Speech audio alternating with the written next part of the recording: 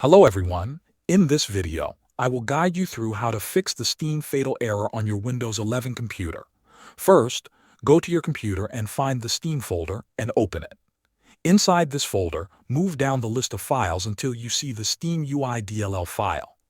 When you find it, right-click the file and choose the option to delete it. If you see a message saying the file cannot be deleted because Steam is running, then you need to close Steam completely. Once that is done, scroll up in the same folder and find the steam.exe file. Right-click it and choose Run as Administrator. After Steam opens, check if the error is gone.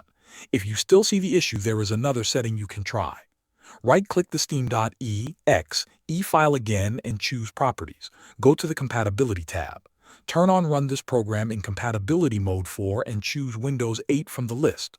Also, make sure the options for Disable Full Screen Optimizations and Run this program as administrator are both enabled. Press Apply and then press OK. Now, try launching Steam. If the problem continues, there is one more method that usually works.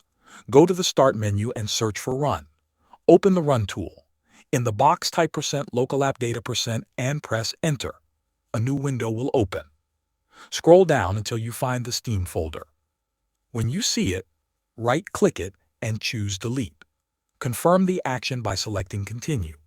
This removes local Steam files that may be causing the error. After this, try launching Steam. It should now start normally without the fatal error.